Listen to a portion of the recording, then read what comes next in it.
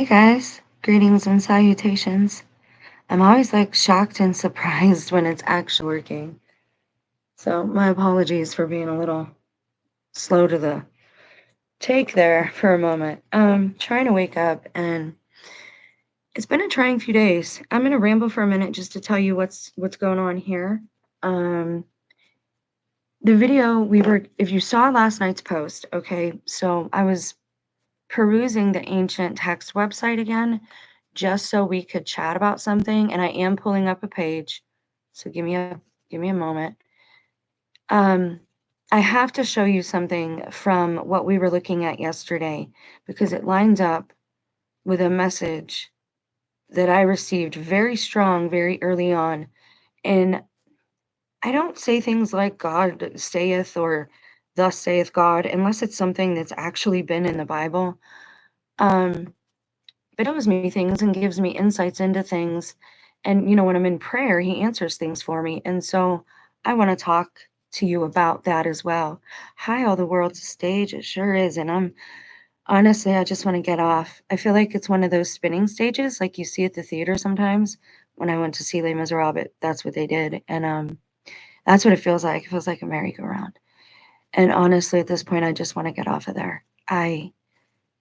Not I, but it's painful. It's hurtful seeing so many people that are cold-hearted and cheering for the demise of others. I'll listen in. Cool. It'd be nice to have you. So the Moses bit, we're gonna get to in a minute, but I wanted to cover a couple of other things because I can't just constantly post every day, all day. I've been doing pretty much every day for almost 4 years straight now. And it's trying, especially when it feels like nobody's listening or watching.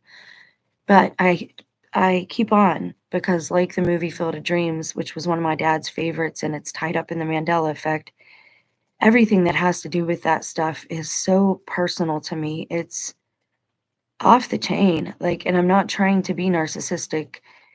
It is it appears that I'm not the only one going through these things, feeling like your life is a set of some kind. And people are just there to they're not real anymore. I don't even know how to explain it because it's not like I do have compassion. Um, it hurts me to see people like this and I don't understand what's going on with them. Now, to the other side of things, we shouldn't be emotionally irate or hysterical either. Like there is a common ground, right? But the negligence and the apathy is just very hard to watch. But when God brings me a message, it's not, I don't say like, thus saith the Lord. I don't do things like that. I don't call myself a prophet. Whatever God says I am that day, that's what I am. I'm only a woman and a mother. Anything beyond that is God's doing and God's grace, I hope. So I found something in the ancient text of Moses, but there was also something else that goes along with it that I wanted to cover real quickly so I didn't have to do a bunch of videos. And I think you'll find it super interesting. Now, what you see I have pulled up here is the Enemy Online tool, one of my favorites. But you should notice, doesn't this look strange to you? There is no background for this word. Now, 2 days ago, I think it was, I opened my phone to a link, um, or to the news, like to Google News, and there was a link there. And I'm going to see if I can pull it up on this phone. That way I know what I'm looking for over there. I don't know why it puts them all the way back at the top, but sometimes it does that.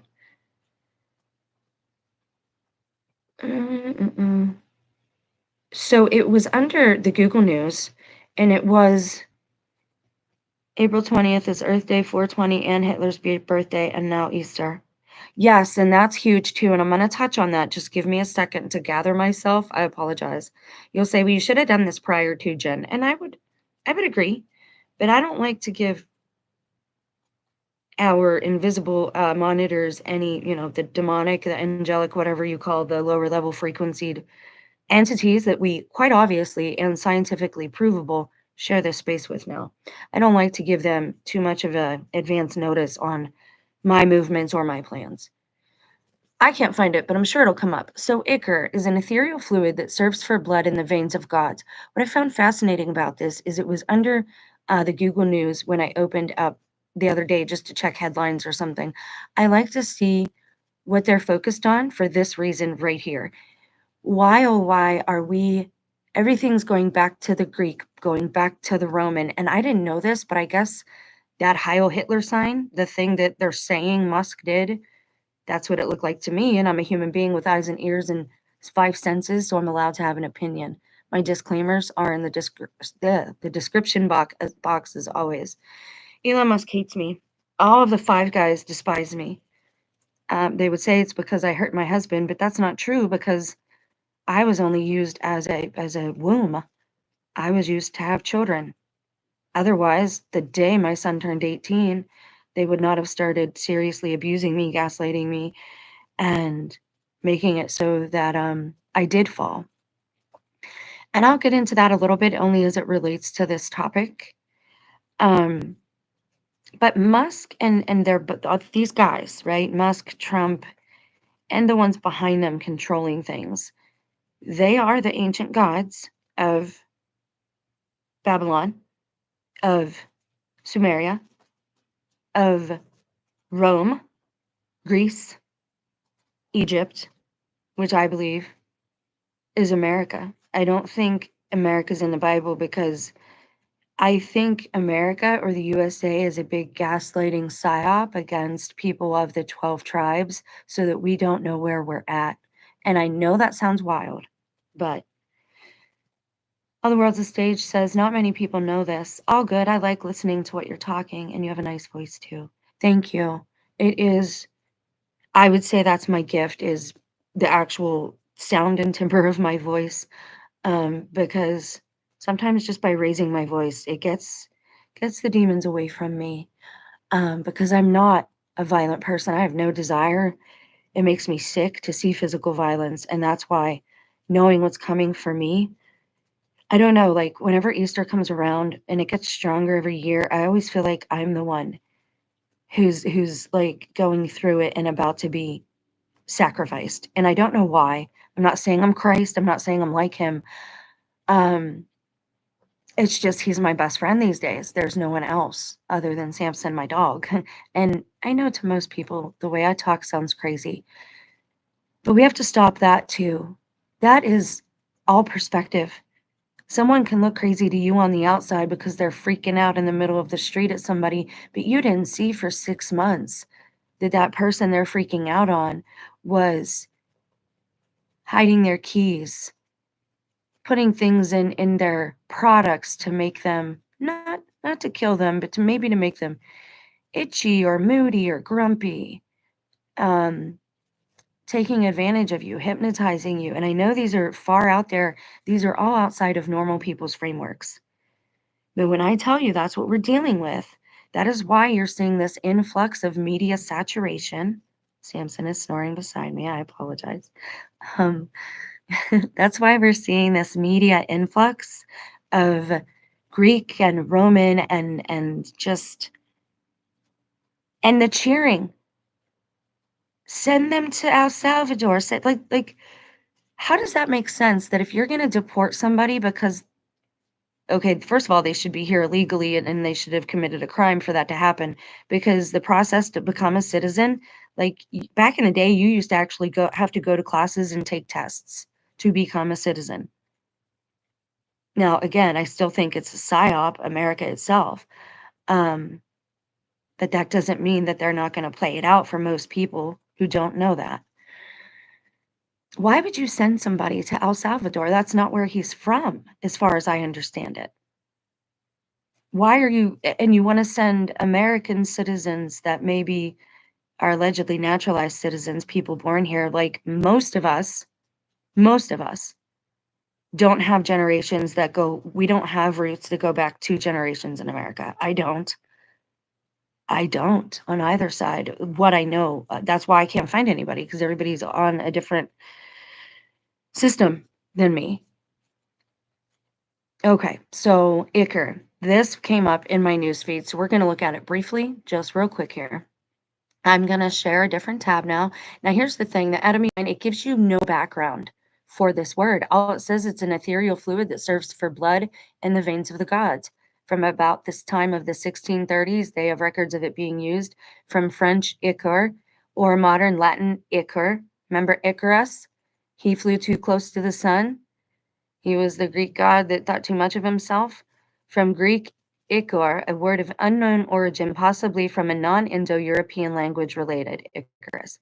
Now you can click on related and more, and yes, I like to show people how to actually use the apps because not everybody knows. Ethereal fluid, and it's the same thing over here, like you're seeing the same. I don't know if it brings us. Why are you showing me all these ads, man? Stop. I don't know why they're saying this stuff goes with Ichor, but that's a little weird. Shrine.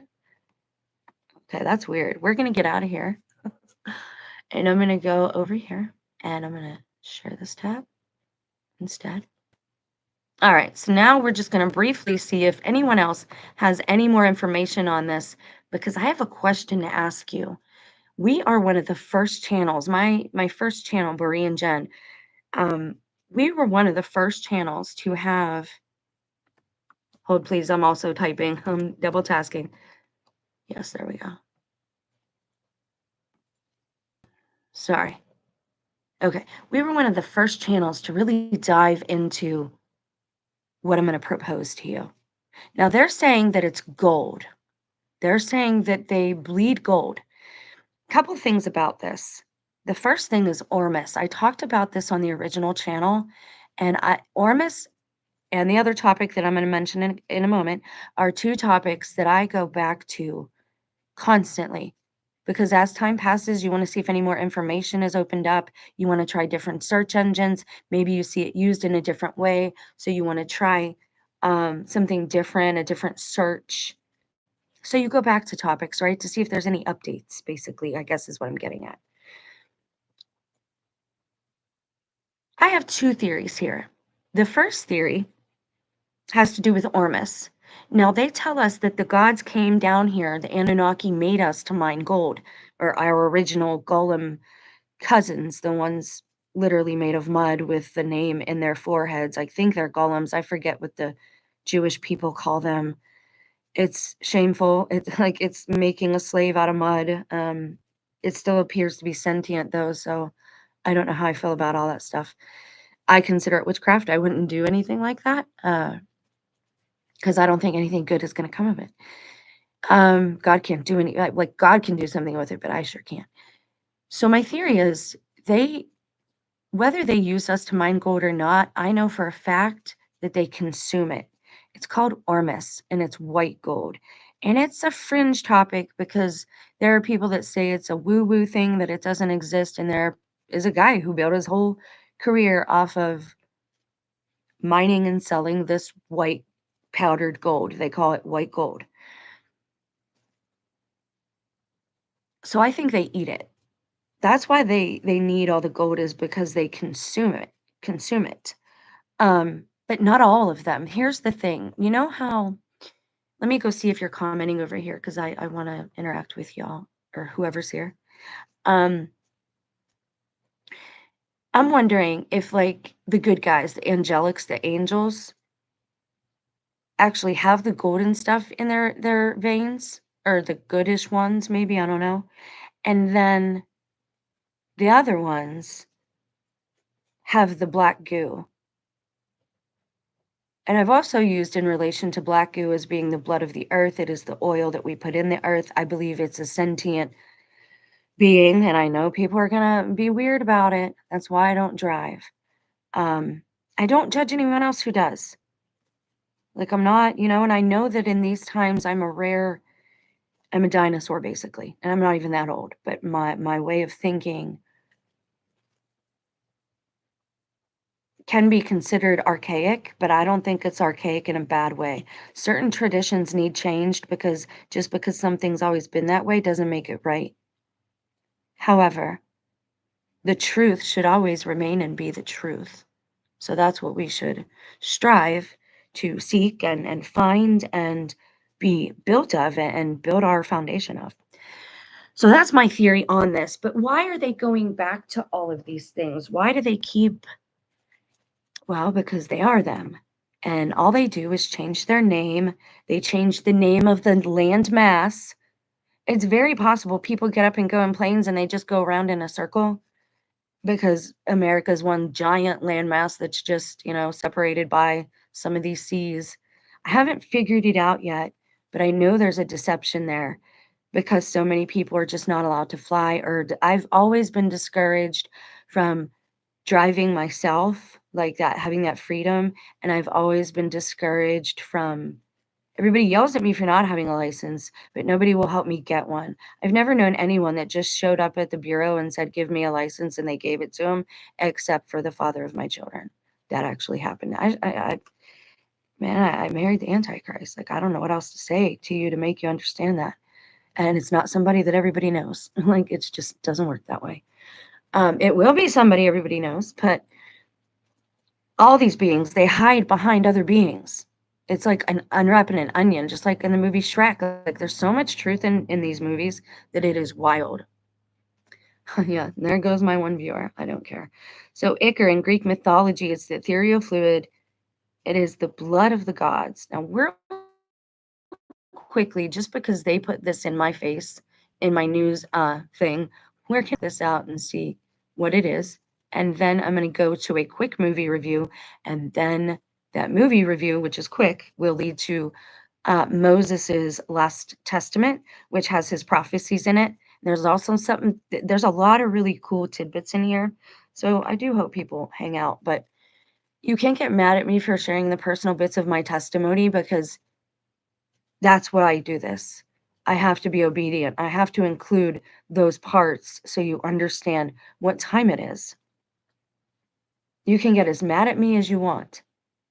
There are certain things I don't want to say or talk about, but I have to in relation to explaining what time it is, what what we're seeing. Now, I also posted a short late last night.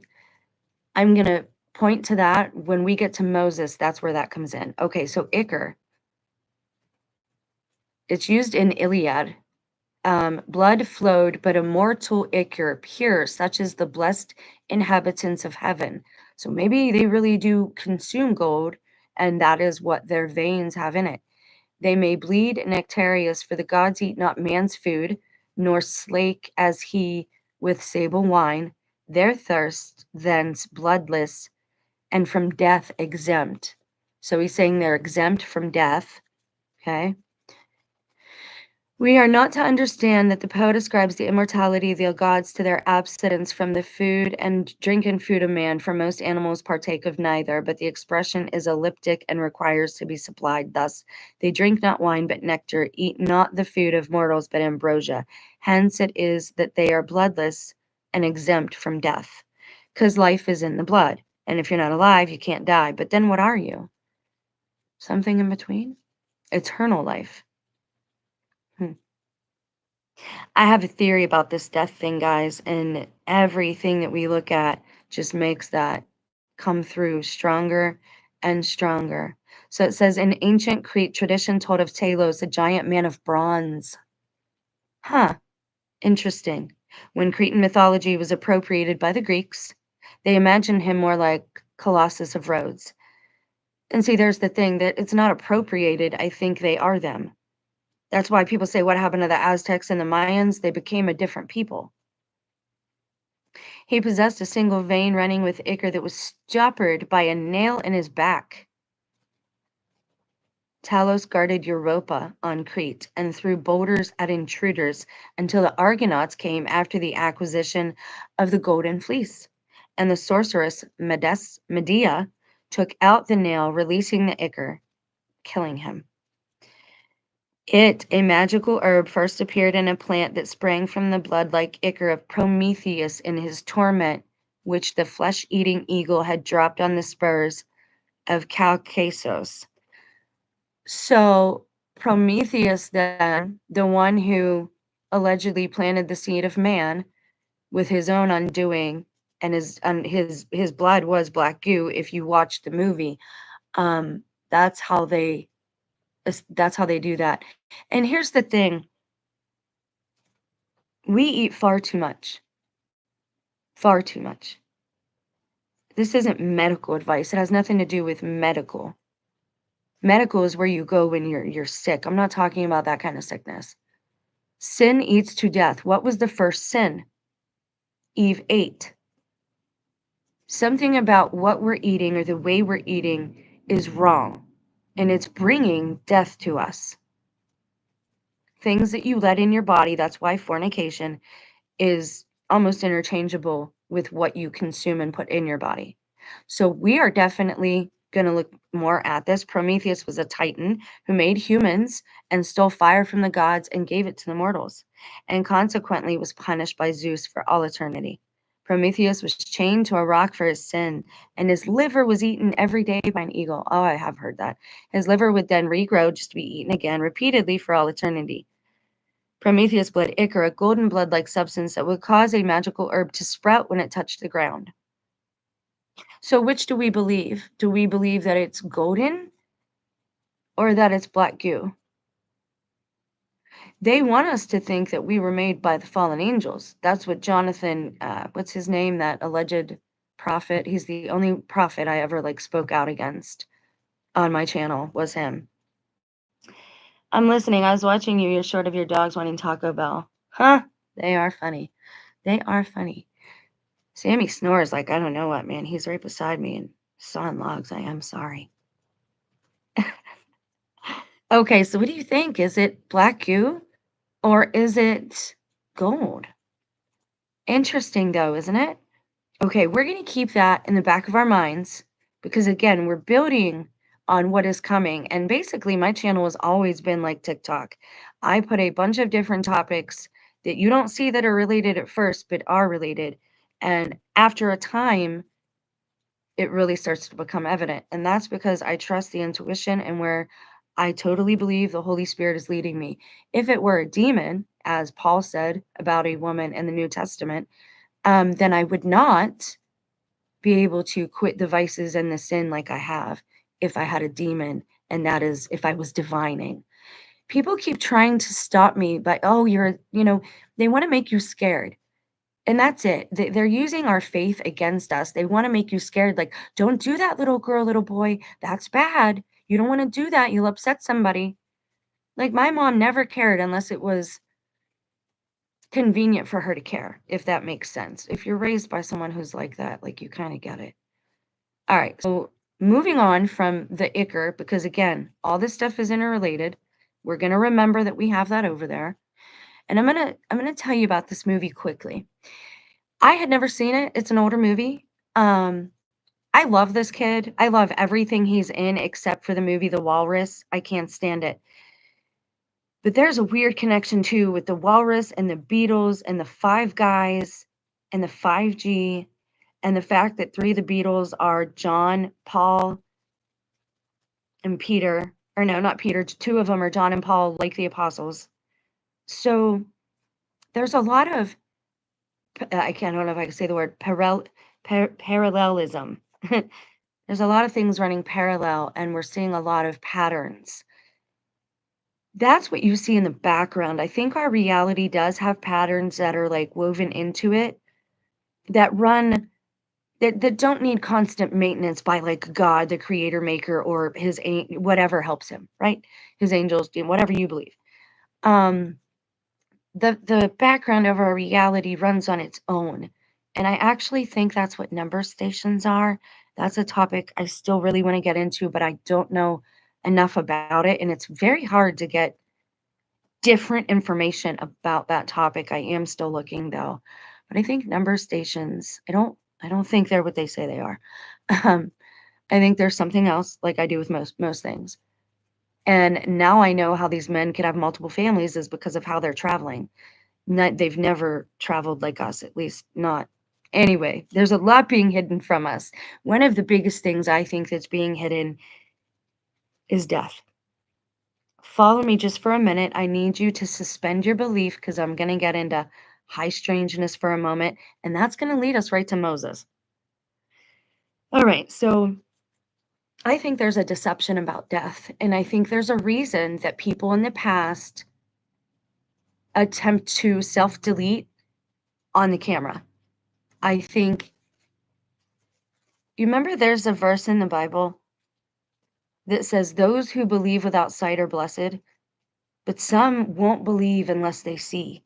They have to see it to believe, and it's been so long since Christ, they might have to see it again. I think that's why certain people try to end themselves in public so that you can see the truth.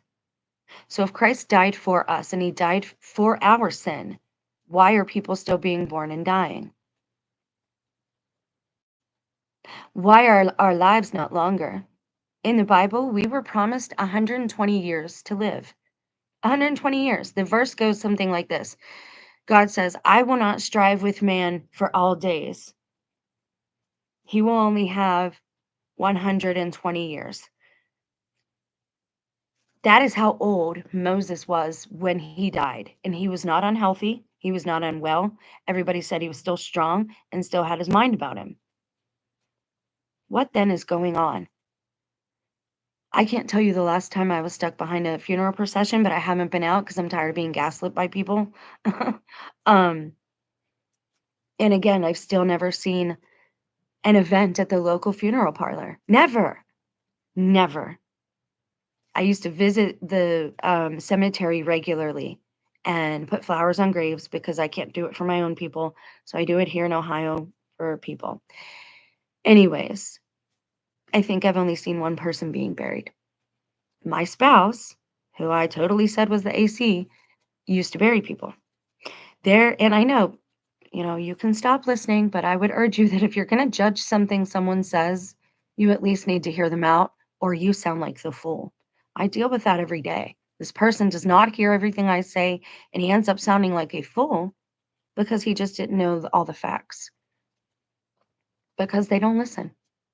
It's only them that matter, and they're all behaving the same. Everybody is behaving the same. It's like everybody's hearts are dead. So I think every now and again there has to come someone so people believe, and it has to be done in front of them. They have to see it to believe it. So, death. After death, here's the plot. Now we've got Christina Ricci. Is that not Daniel Day-Lewis? I always forget this guy's name. Liam Neeson and Justin Long. I used to love all three of these people, but this movie is out there. Like, it's a bit out there. 2009 was again one of those strange years. The Slender Man thing, and all the kids were doing the Slender Man. It was just a strange year for media altogether. So here's what goes on in this one. She pretty much spends the whole movie on the mortuary table in the coroner's office or whatever he is. Well, he's a funeral director. Those guys are often the same people. The mortician is the funeral director. Sometimes they even bury the people depending on the business. And it is a business like everything else. There's a reason people are buried 6 feet under the ground. There's a reason that in Christ's day, people weren't actually buried, they were entombed. There was a reason in the late 1800s that they actually were putting um, like these things over graves so that people could not get out. And some of them, just people that actually love their family, were putting bells on above their graves so they could ring it if they were still alive, if they were buried alive. That's the thing. No one can tell you exactly what death is, when it starts, or why it happens. It was not introduced into the English language vernacular until the late 1800s. They've changed that digitally now, but the video is back there where we looked at it. It's one of the first videos on this channel. And how come, like, say you go to the mall, say you're a kid who went to the arcade, say that you travel a lot. If our population is as high as they say it is, we should all see people dropping every time we go to an amusement park, a sporting event, a concert. Anytime there's a bunch of people together, you should expect to see people dropping like flies. Considering our population, considering the fact that people die every, I don't know how many seconds they say it is. So, the plot of this movie, I'll read to you real quick. And you can, again, There's something that is true about movies, and I don't mean just the script. I mean, in some way, not all actors know and are aware that they are acting. And again, I can't tell you how I know this. I'm not going to say, "Thus saith the Lord." I just know that these are things God has conveyed to me in prayer. And if you want to stop listening, that's fine, but it's at your detriment. Why else would I do this to be called crazy? Why else would I sit here and do this to get nothing but ridicule and persecution and not be able to find jobs? After a horrific car accident, Anna Ricci wakes up to find the local funeral director, Elliot Deacon, preparing her for the funeral. Confused, terrified, and feeling still very much alive, Anna doesn't believe she's dead, despite the funeral director's reassurances. She's merely in transition to the afterlife. Elliot convinces her as he has the ability to communicate with the dead and is the only one who can help her. Trapped inside the funeral home with nobody to turn to except Elliot, Anna's forced to accept her own death. But Anna's grief-stricken boyfriend can't shake the suspicion that Elliot isn't what he appears to be. Now, I'm going to give you spoilers here because you have to understand for a minute. So he's lying to her, and that's very evident because he keeps sticking needles in her to make her sleep and compliant and paralyzed from the head neck down. And there are drugs that do that, and they name the drug in the movie. I've told you my theory on alien abduction is just that somehow they are getting something into our system. I myself have woken up with,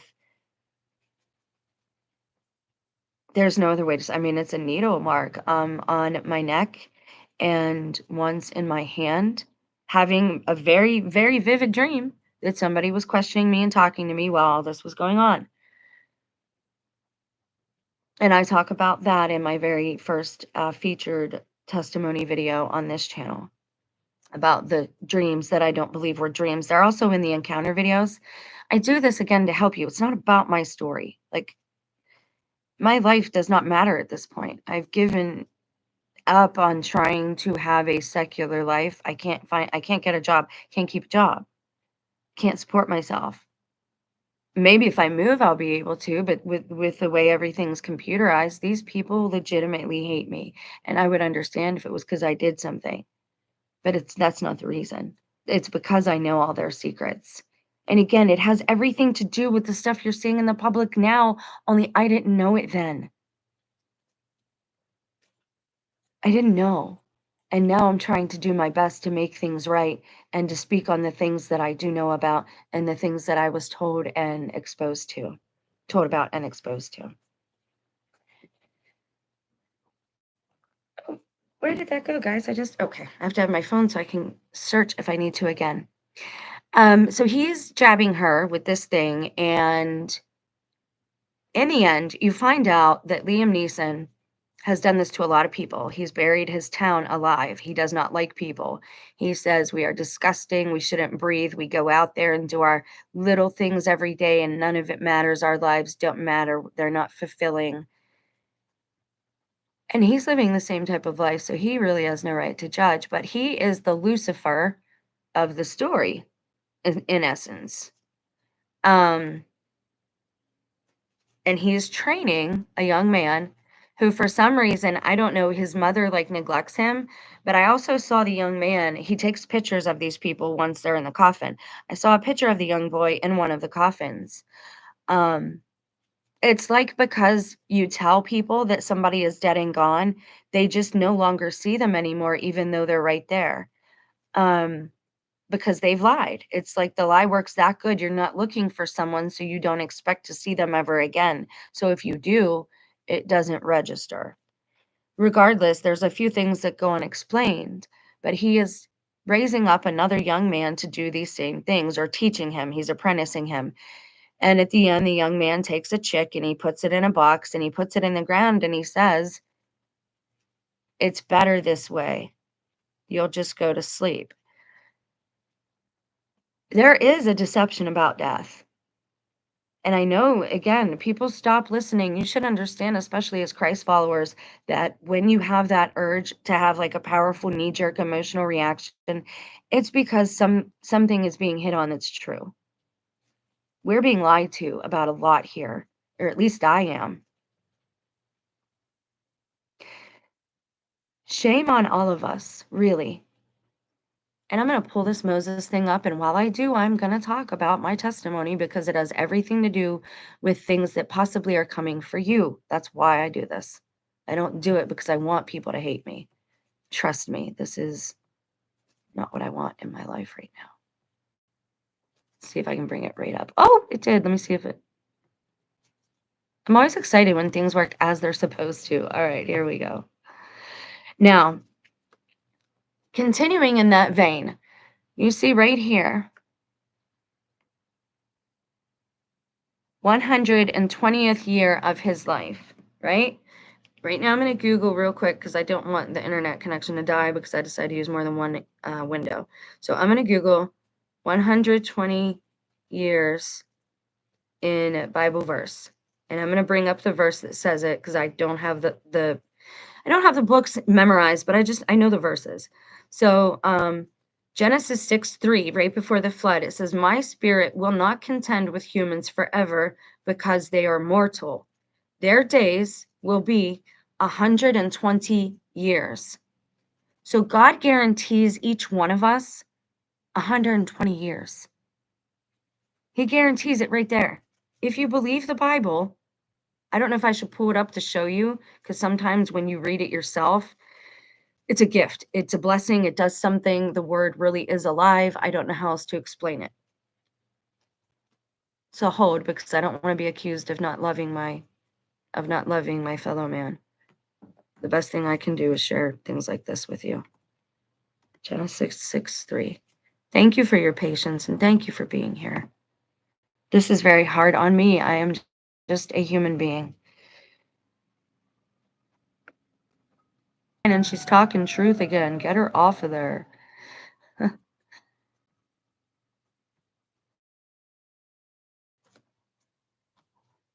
no, don't do it to me. There we go. All right. Can you guys see that? Are you seeing it?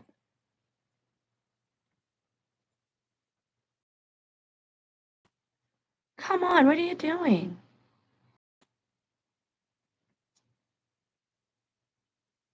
Am I still alive?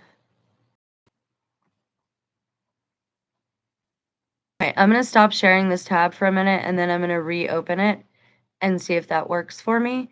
If you're still there, let me know because I don't know what's going on again.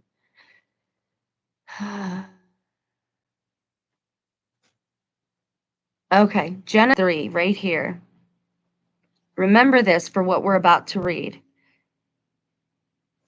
And the Lord said, "My spirit shall not always strive with man, for that he also is flesh. Yet his days shall be 120 years." So in Genesis, God planned out right off the bat how much time he was going to give us. And they say what a shame it is when somebody passes so early and all these different things and platitudes. But is that really what's happening? Or are people still lives? I showed you a picture of my mother. I did a video on it. They're showing me these things on purpose just to torment me because they probably know that nobody will believe me. Little do they realize that God asked me to do this, and if I build it, they will come, much like the Kevin Costner movie, A Field of Dreams. All I'm here to do is speak. That's it, and share. And I'm supposed to share my testimony because it directly affects all of you, and I don't know why that is. The testament of Moses, even the things which he commanded in the 120th year of his life, that is 2,500th year from the creation of the world. So a lot of people think that it was 120 years from then until the flood when God said this. And I've I've never went with that teaching. Like a lot of these teachings, they're intentionally doing harm to us. They're doing these things on purpose.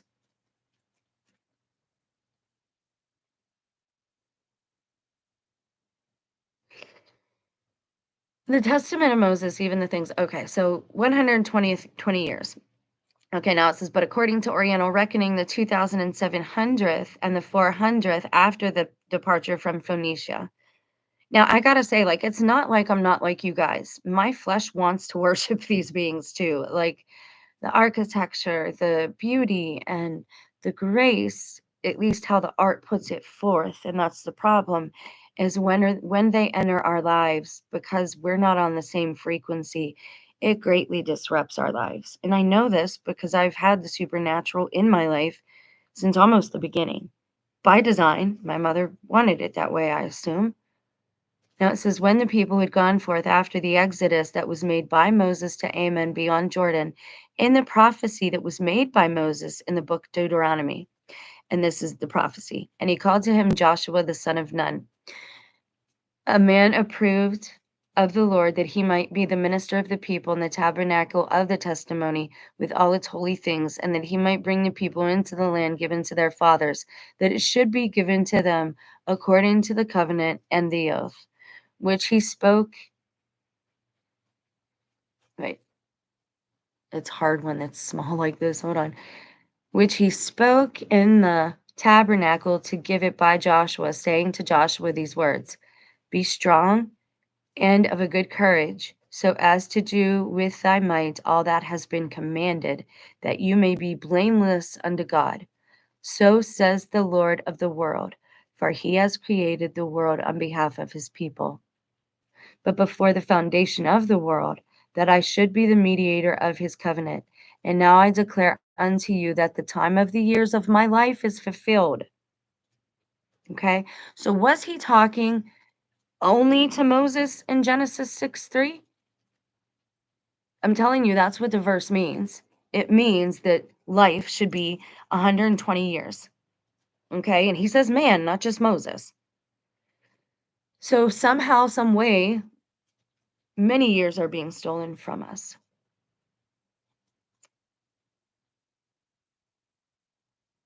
Hmm. But what does that mean? That God shall not always strive with you?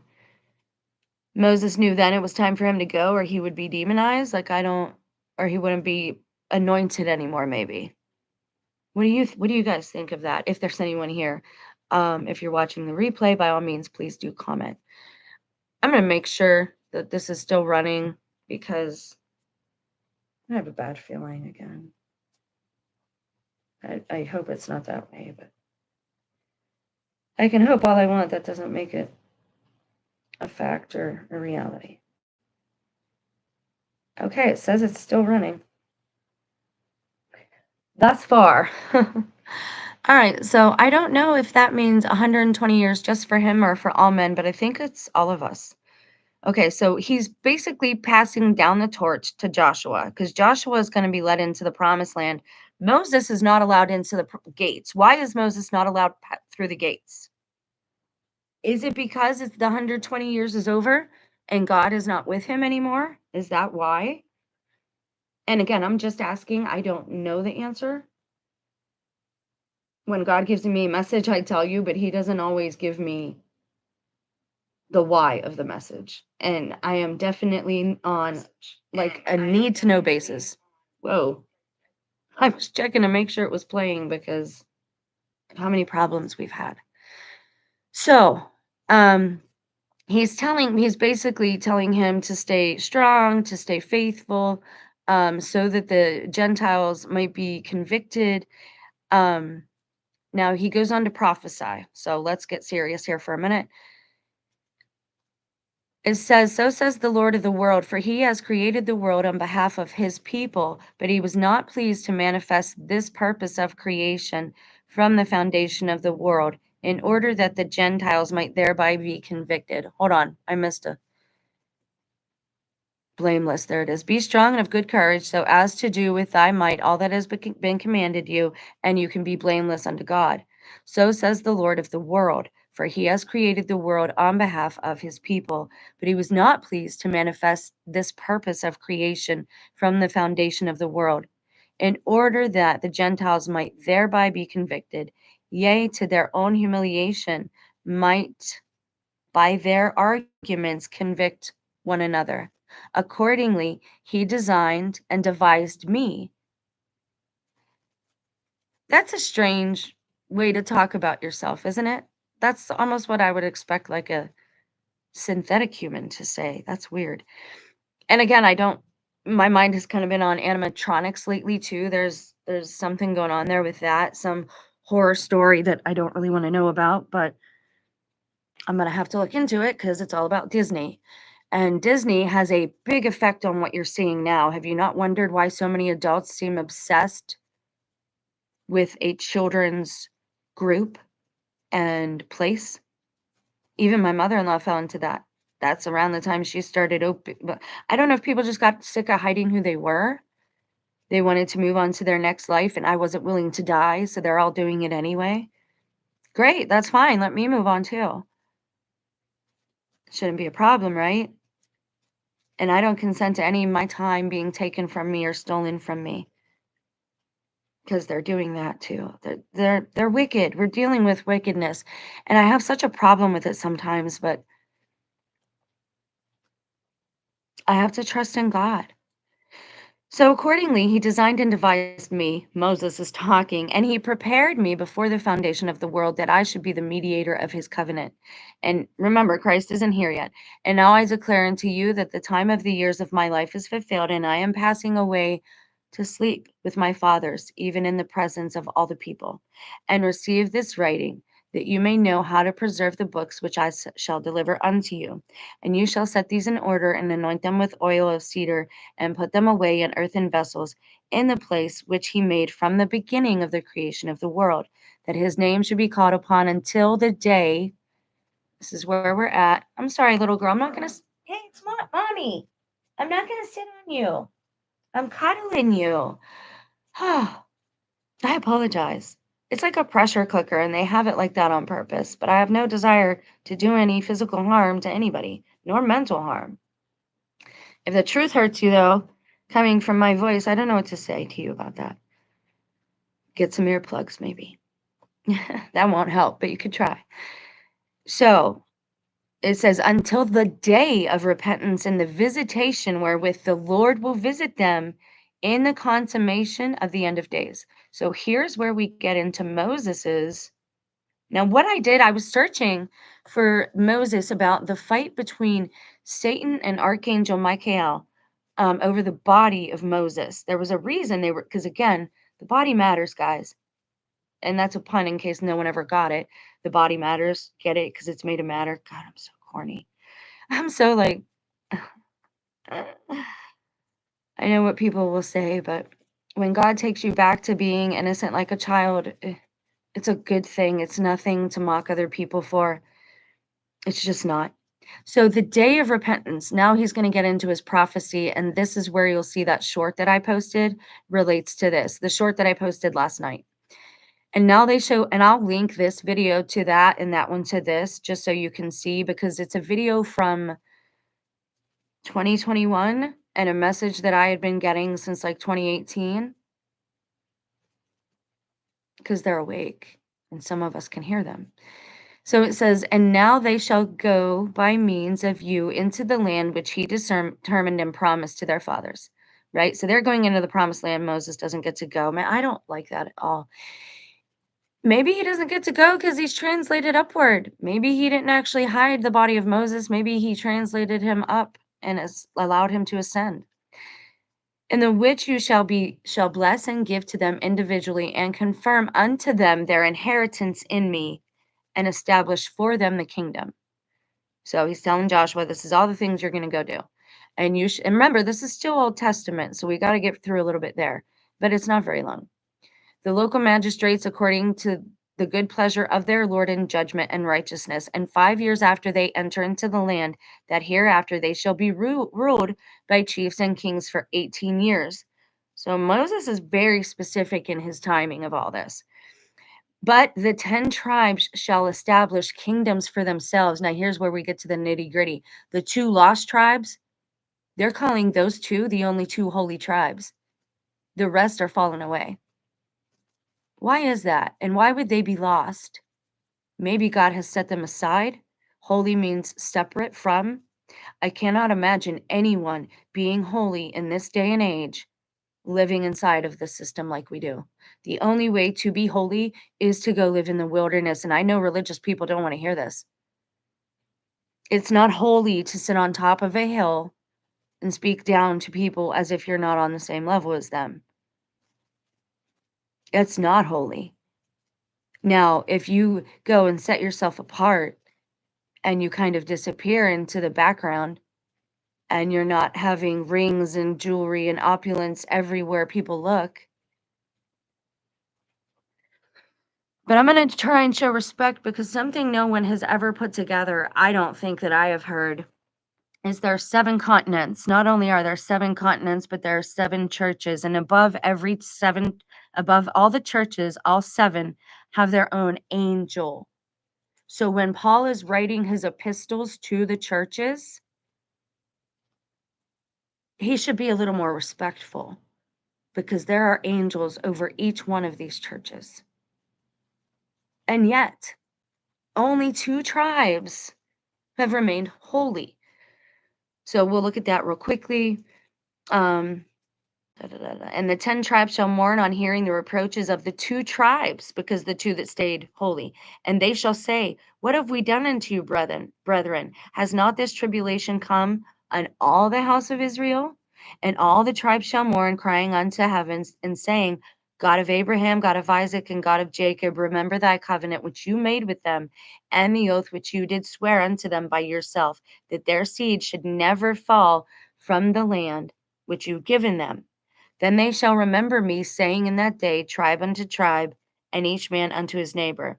Is not this that which Moses did declare unto us in prophecies, who suffered many things in Egypt and in the Red Sea and in the wilderness during 40 years, and assuredly called heaven and earth to witness against us, that we should not transgress his commandments, in the which he was mediator unto us? Behold, these things have befallen us after his death, according to his declaration. And as he declared to us at that time, yes, behold, these have taken place, even to our being carried away captive into the country of the east. Captive to the country of the east, who shall be also in bondage for about 70 and 7 years. So 77 years. You're not supposed to multiply. When God says years to us, he doesn't have to translate. We don't have to translate it. He's talking to us. He knows how we time years. He says 120 years. He means 120 years. Everybody is adding on to this and trying, like every number in the Bible. I don't know, man. I don't know what we're dealing with anymore. The lack of understanding in so many of us about so many things. Like I don't understand. Okay, so behold these things that have befallen us after his death, according to his declaration, as he declared us at that time. Yes, behold, these things have taken place, even to our being carried away captive. We, or who shall be also in bondage for about 77 years. 77 years. Isn't that how long Israel's allegedly been a nation right now? What if they're not a nation? What if they're actually in bondage? And the actual nation is the Pharisees and the Sadducees, keeping them under bondage still, even to this day. And I'm just saying, what if? I'm not saying that's a definite. And if you do appreciate any of the material, I would appreciate the thumbs up, not for the channel, so to speak, just so I know if I'm doing all right. Okay, so it says, then there shall enter one who is over them, and he shall spread forth his hands and kneel upon his knees and pray on their behalf, saying, Lord of all, King on the lofty throne, who rules the world and did will that this people should be your elect people, then indeed you did will that you should be called their God, according to the covenant which you did make with their fathers. And yet they have gone into captivity in another land with their wives and their children, and around the gates of strange peoples, and where there is great vanity. Regard and have compassion on them, O Lord of heaven. Yes, please, Lord. I'm in agreement with that. Amen.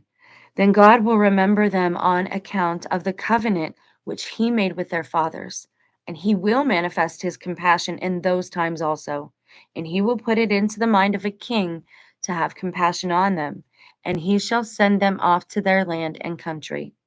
Then some portions of the tribes shall go up, and they shall come to their appointed place, and they shall anew surround the place with walls. And the 2 tribes the walls around Jerusalem, but is Jerusalem really where they say it is? And the or the the walls around the Vatican. Everything has a gate nowadays. Take your pick. And we talked about that briefly yesterday about what the holy city used to be, what it means now. Everybody wants to be included in a group. Like, and I get that. Trust me, you will be. God will save everyone, but you have to want to be saved and you have to recognize that you need saving. Why does everybody want to be so arrogant? Like what does that profit you in your life to speak down to others? Would it not be better if you wanted people to listen to you or to shouldn't you lead by example without actually condemning? A happy employee is a productive employee. A happy wife or husband is a productive husband or wife. And he will put into them, and that's the thing we have to realize now, though, that what's going to make the Christ followers stand out isn't our niceness, because we're not called to be nice, but it is going to be our compassion. We're not called to be negligent and apathetic and watch all these things go on. Yes, persecution shall happen, but never once did the Lord say, be quiet about it. Never once did he say it was a shame to you. He said it's a blessing. It ends up being a blessing. And he will put it into the mind of a king to have compassion on them, and he shall send them off to their land and their country. Then some portion of the tribe shall go up, and they shall come to their appointed place, and they shall anew surround the place with walls. And the two tribes shall continue in their prescribed faith, sad and lamenting, because they will not be able to offer sacrifice to the Lord of their fathers. And the 10 tribes shall increase and multiply among the Gentiles during the time of their captivity. Did you notice that? Did we not see that they said 2 of the tribes, only 2, are righteous? Hold on. We just read it, so I just want to suffer.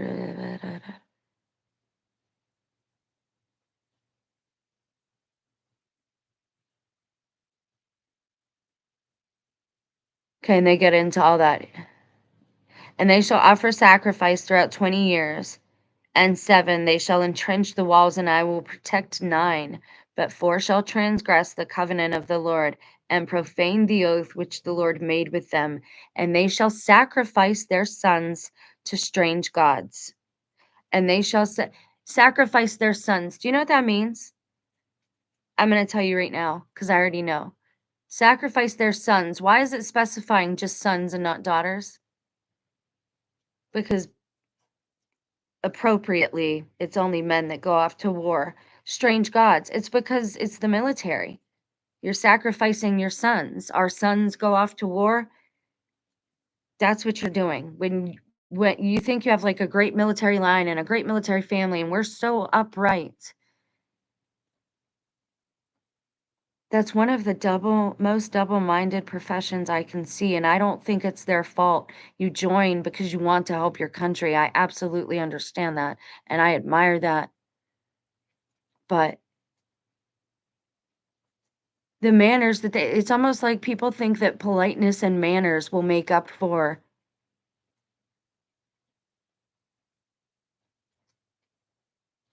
abominations.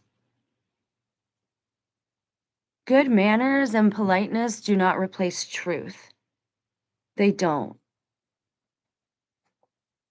So he's telling you here, they're going to sacrifice to the strange gods and do all these things. I was trying to see where it's, and the 2 holy tribes shall be established there, but the 10 tribes shall establish kingdoms for themselves according to their own ordinances.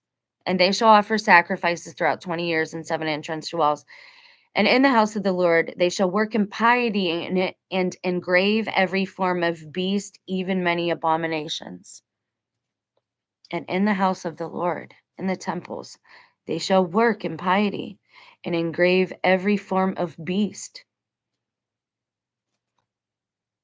I'm not sure what that part means completely.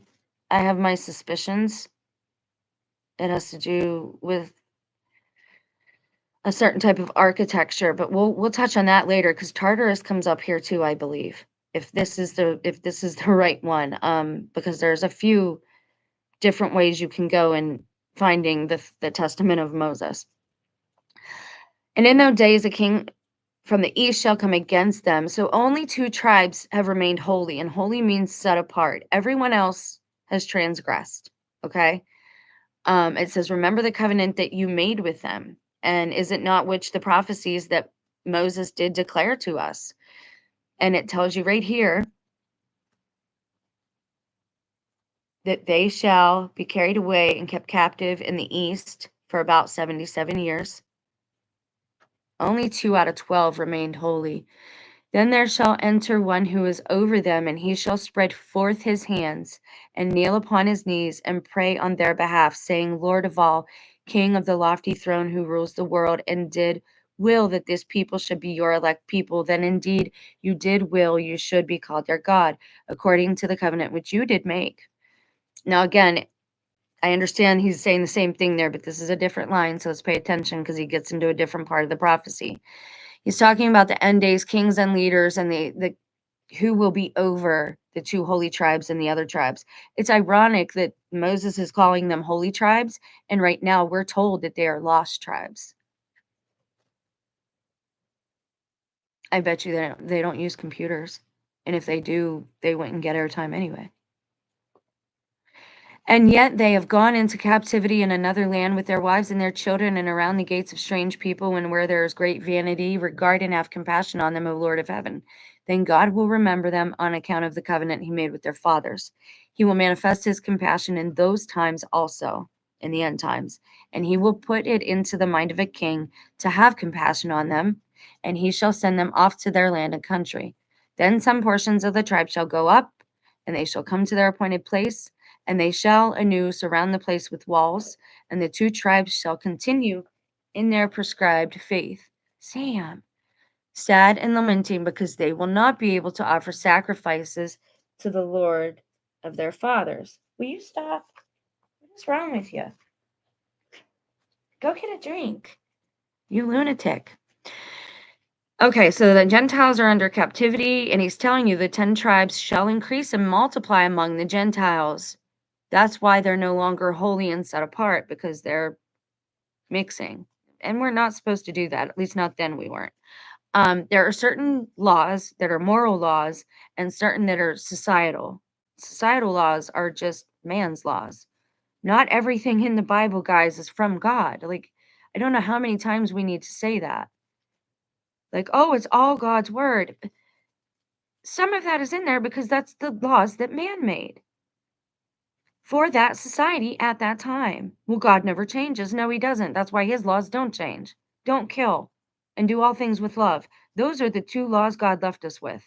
All the other ones, that's mankind trying to complicate it. And I don't care who I offend. It's time you heard the truth.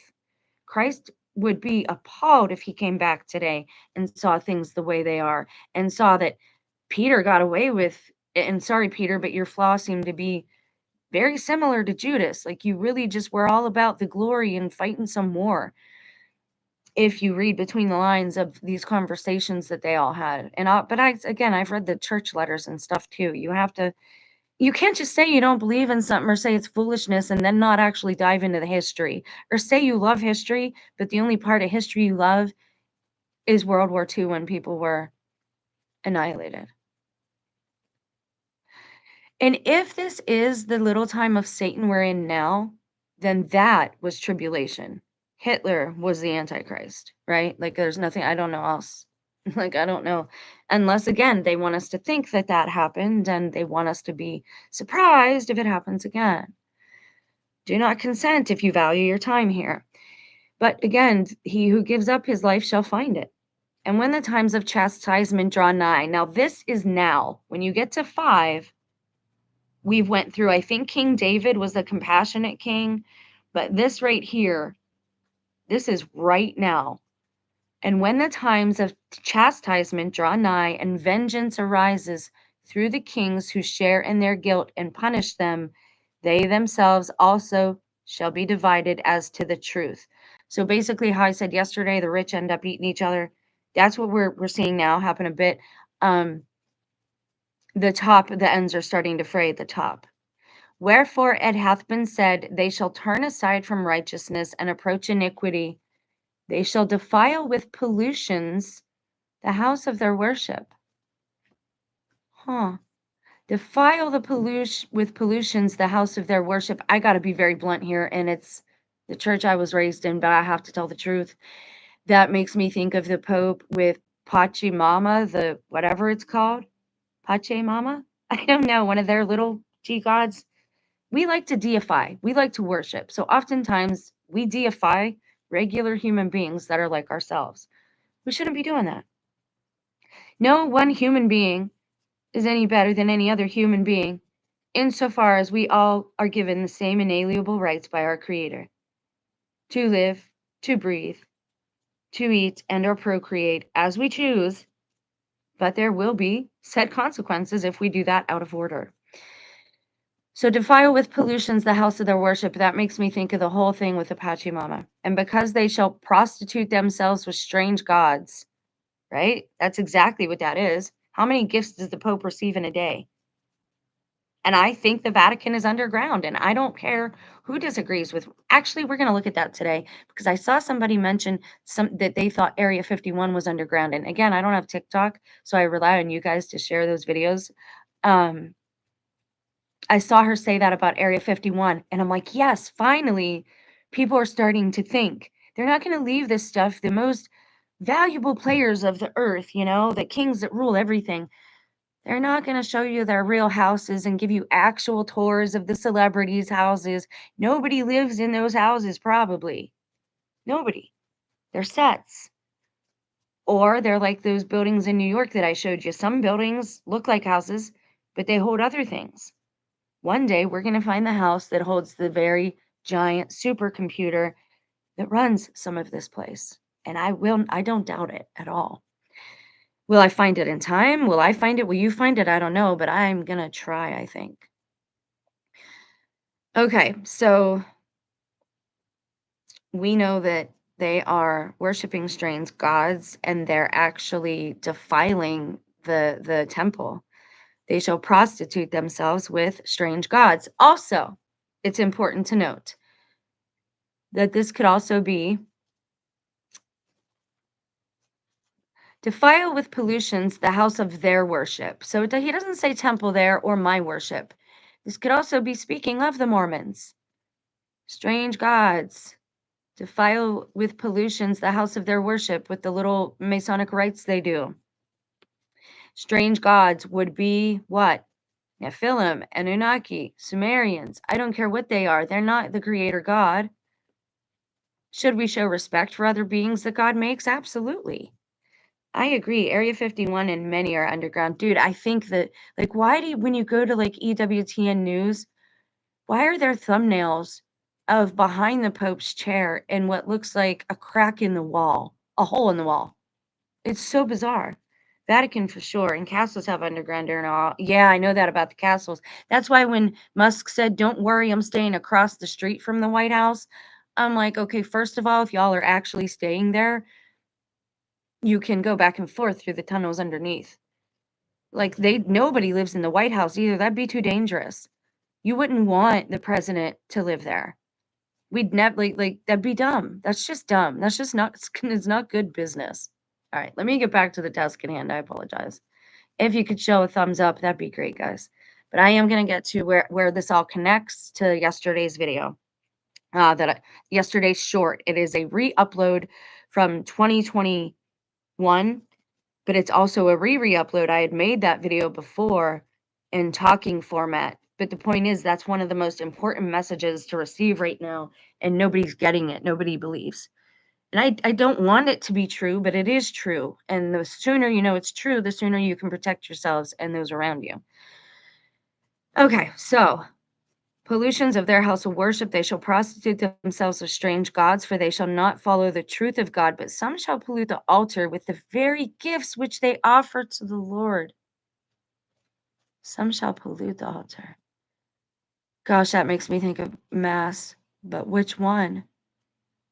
Who are not priests, but slaves, sons of slaves. Who are slaves, guys? Who does Christ call slaves? Sadducees, maybe. Slaves, sons of slaves. It depends on which way he means this. And many in those times shall have respect unto desirable persons and receive gifts. It says that about the two witnesses too, that when they die, everyone throws a party and exchanges gifts. How crummy you must be to be a human, a being that would do such a thing like that and enjoy it. It's going to be like one of those bad movies. And I can't even, I always said people would throw a party when I died. My stepdad used to blame me for everything, even the rain. Now I get it. Now I understand. It's raining again, Cheryl. When you going to tell that daughter of yours? Tell me what? Why are you blaming me for the rain? Never understood. It's not okay to ruin another sentient being. It's not okay to do intentional harm. And if for no other reason than the fact that it is going to come back on you, but not just you, but the people around you. That's sad. Strange gifts. And many in those times shall have respect unto desirable persons and receive gifts and pervert judgment on receiving presents. I just did a video on that too. Guys, I'm telling you, God is talking to me. I just did a video on this. Desirable persons, Musk and Bezos, Trump, receive gifts and pervert judgment on receiving presents, aka bribery, guys. He's talking about bribery right there. I wonder if he'll talk about the money laundering. And on this account, the colony and the borders of their habitation shall be filled with lawless deeds and iniquities. The colony and the borders of their habitation shall be filled with lawless deeds and iniquities. The colony and the borders of their habitation. So you know what this means, right? This means that whole country. It's not saying outside of itself. Oh my gosh, sorry. It's not saying outside of itself. That's describing any nation at this point, but definitely where I'm at, America, if I'm, that's definitely describing this. Okay, so we will go on. Check this out. And on account the colony and the borders of their habitation shall be filled with the lawless deeds and iniquities. Those who wickedly depart from the Lord shall be judges. They shall be ready to judge for money as each may wish.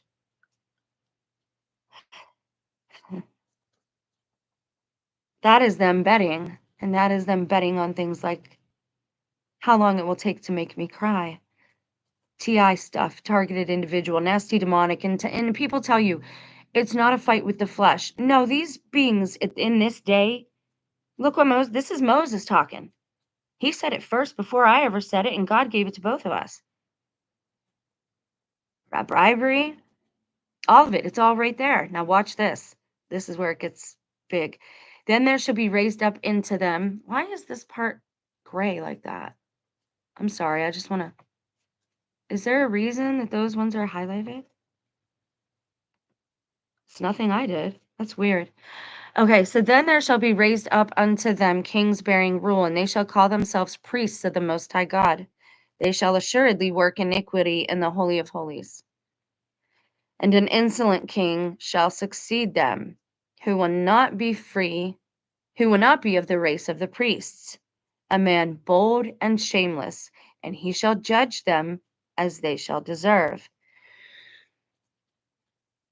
Then there shall be raised up unto them kings bearing rule, and they shall call themselves priests of the Most High God. Kings bearing priests, who will not be of the race of the priests, a man bold and shameless, and he shall judge them as they shall deserve.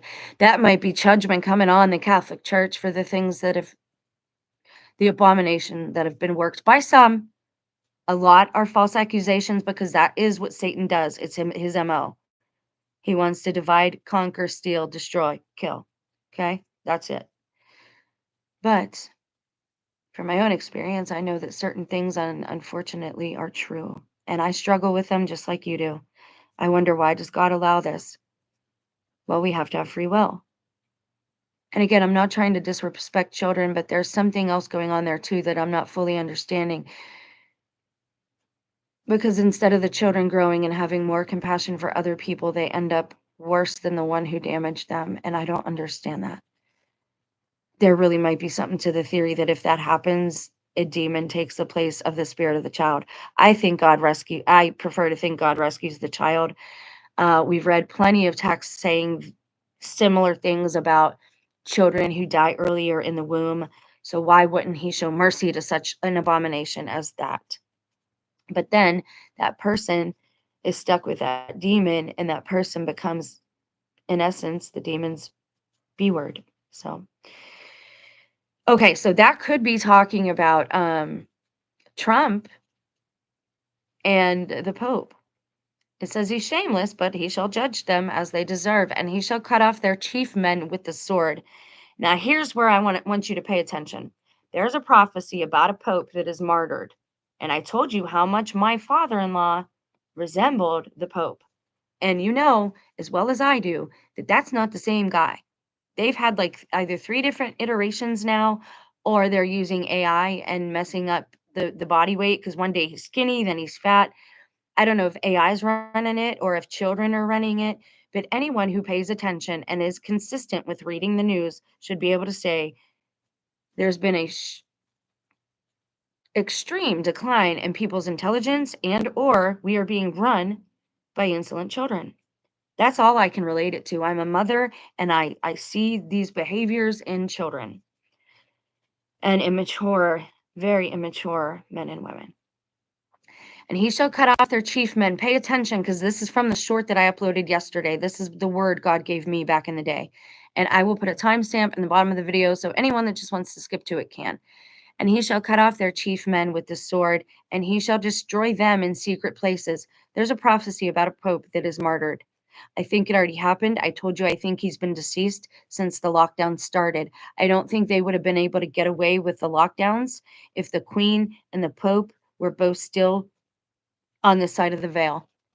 They would not have succeeded with that. So I think everyone who's calling the queen a wicked woman, and the Catholic Church and the Pope calling them wicked, you should really hold off on that type of judgment, because their positions were holding back everything that we're seeing now. And all that's really left are people who are enjoying the ride. I want to get off the ride. I don't like this ride anymore. I'm only on here because I loved other people that got on, and I thought, hey, why not? And usually I'm a leader, as far as like, I don't do things just because other people do them. But then you get people abusing the Bible and telling you that you need to stay in abusive situations and murderous situations. Destroy them in secret places. That has already happened. And it continues to happen in the woods and the forests and the national parks and the parks. And in the parks. And now it's going to happen even more, because Trump allegedly fired or got rid of a whole bunch of federal workers that work in the parks. So everything in there is going to start to bleed forth now. And I've talked about all this.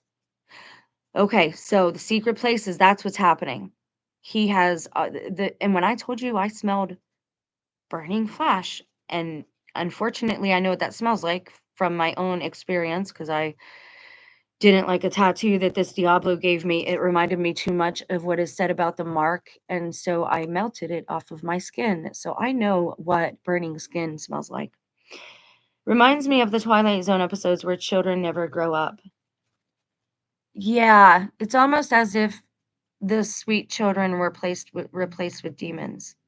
Now, children have always been kind of like, we've always been cruel to each other as a species, as a whole, young, old, it doesn't matter. I'm not going to try and say I'm exempt from that. I've been crappy to people. That's why I do what I do now, to try and balance it out, right? That's the goal anyway. So this is wild to me. I'm sorry. You have to try and understand how surreal this is to me, when so much that I've been given is ending up true. And the one I live with knows this and still laughs at me and mocks me. You don't know nothing. You're stupid. You're dumb. You're an idiot. stupid moon-shaped face, Down syndrome looking girl. I had children with this man who speaks this way. I tell you not for myself, I tell you for yourself so you know that if you're gonna treat the mother of your children like this, how do you all think he's going to treat you? You can think he's gonna treat you great, but that's not true. You can think, "Oh, I just wanna be close to him, and if I buy this much Bitcoin, then he'll like me, then I'll be in the inner circle." It doesn't work that way. They aren't our peers, they do not love us, they don't even like us, and they barely tolerate us. And it doesn't matter how much money you have made. All they care about is your blood. In all honesty, that's all they care about. So it says, I'll go over this real quick one more time because we'll go through the whole thing. Then there shall be raised up unto them kings bearing rule, and they shall call themselves priests to the Most High God. They shall assuredly work iniquity in the Holy of Holies, and an insolent king shall succeed them, I don't know, who will not be of the race of the priests. A man bold and shameless. Dude, that's Trump. I'm sorry, but it is. And he shall judge them as they shall deserve. The Catholic Church. And I'm telling you, Trump never left office. The whole Biden thing was a sham. That was just to get you to forget who started Project Warp Speed. Who started Operation Warp Speed, guys? Everybody's praising him. Again, I have to ask myself, who were we? We're only left, and I'm not one of those people, but I don't know my roots, and I know that I have dark-toned, skinned people in my clan. I don't know if we're Native American Indians. I don't know if we are African American, whatever that even means anymore. Egyptian, I don't know. I know my suspicions. Where I'm told we're Italian. I don't fully agree with that. I just don't. I think they renamed the people, they renamed the land, all of it.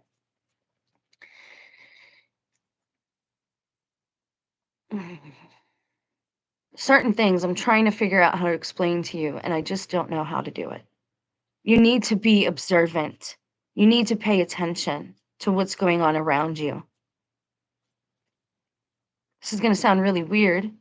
Pay attention to your basements, especially if you have, doors down there and things like that, or you don't have an actual cement floor. Pay attention to your neighbors, observe your neighbors. Do they have a lot of visitors? Is there anyone living in these houses? Keep your family safe. And it's not because I care about this life so much. It's about we're here to allow a thing to happen. And it's getting to the point where we can't turn back now. And the reason God is allowing all this to happen is because people are so stunted. They're conscious, even people that are listening right now. You can't even so much as give a video a like. I'm not asking you for your life's blood. I'm asking you for a click. You don't even have to pay for it. Just let me know that I'm speaking in words that you understand. You can't do that for somebody. Somebody's thirsty. Are you going to give them water? Somebody's hungry. Are you going to give them food? Somebody's naked. Are you going to clothe them? Because those are all the mandates from Christ. Christ's commission to us. That's what makes us different. Is because even in time, especially in times like this, we need to be Christ as much as possible. We need to be the light. We need to be compassion. We need to be love.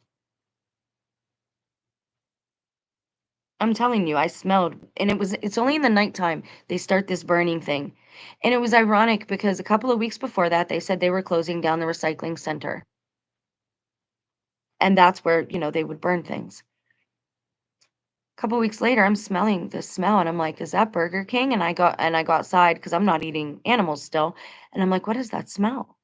And I'm like, oh my God. I don't know how else to tell you guys that this stuff is going on and it's just being hidden. That's why there's so much news saturating the media. If you look back, the same thing happened at the end of the 1800s. You can't really tell what the truth is because there's so much written about that time.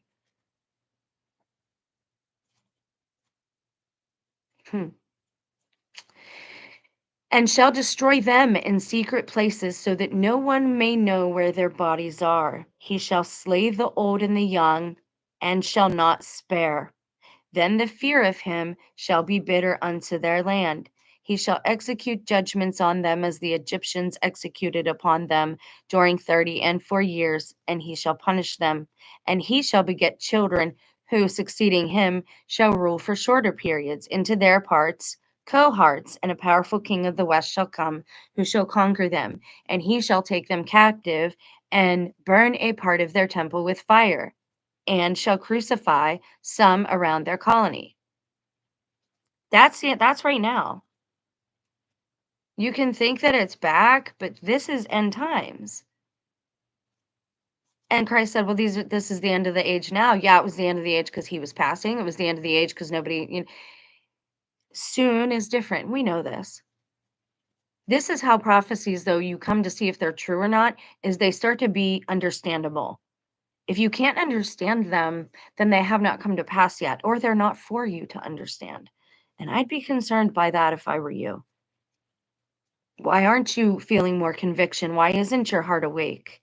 Why are you so apathetic? Do you really want to burn for eternity or freeze, whatever the case may be? Why would God not just execute judgment upon the fallen angels then? Why let all of this continue? Because their progeny can be saved.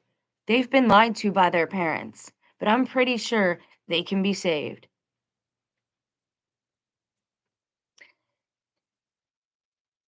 Burn a part of their temple with fire. There's a lot of church fires happening, a lot of arsons all across the country since 2019. The biggest one who kicked off everything was the fire at Notre Dame in, of course, France, where my dad's bloodline hails from. This is already happening. Just because you don't see persecution doesn't mean it doesn't exist. Just because you don't see suffering doesn't mean it doesn't exist. Yes, we need to be balanced. You don't need to be crying and neglecting your duties, as a mother or father or employee, as long as they're not iniquitous duties, to cry for someone that might just be an actor on television, as far as we know. At the same time, you should be compassionate enough to say a quick prayer for those in other countries when we're told things do happen. Prayer costs you nothing. A few moments of your time, and yes, I realize time is our most valuable currency here. A few moments of your time can make somebody's life. Why is everyone being so cold? Like I don't know how to live in this world anymore, guys. Like I don't have any desire to hurt myself or anything like that. Like I want to live. I've never actually lived. But I don't want to be connected to a computer constantly. I want to grow my own food. I don't want anyone else telling me what I should do in my own home or how I should live or what my lifestyle should be. I mean, people will try to always give you unsolicited advice, but I'm talking about as far as laws go. Because I want to obey man's law, but if it goes against God's law, there's no contest. And there shouldn't be for you either. And when this is done, the times shall be ended. In a moment, the second course shall be ended. The 4 hours come. 4 hours. Now it's very possible. Horse and hours, like some of these translations look maybe British, like we spot in America or English American theater is theater. The English that we first learned, like I'm always about roots. I appreciate the way they spell and they speak. Theater, it's theatre. So I think that's the difference. I think ours could be horses, but I could be wrong there. Again, a lot of this came in fragments, that all the parentheses you see and the dots in some spaces, there are some pieces missing. God keeps some for himself. He has to be free to move in these times to help us, not to harm us. And when this is done, the time shall be ended. In a moment, the second course shall be ended. The 4 hours come. They shall be forced blank, blank, blank, and in the time of these, destructive and impious men shall rule, saying that they are just. Boy, that sounds a lot like right now. There is none who are just. I have prayed for justice for 6 years, 7 years, every day, faithfully. There is no justice by man, and especially not right now. God is bringing his type of justice, and God's ways are not our ways. I wouldn't want his ways to be our ways because our ways get us into trouble often. They shall be forced. I don't even want to know what that says. They shall be forced into labor, into marriage, maybe with people they don't want it into, I don't know. We're forced, like I just got done saying this to somebody. I am so sick of this world trying to force us to do things we don't want to do, or eat things we don't want to eat, or live in ways we don't want to live. We shouldn't be allowing it. Okay.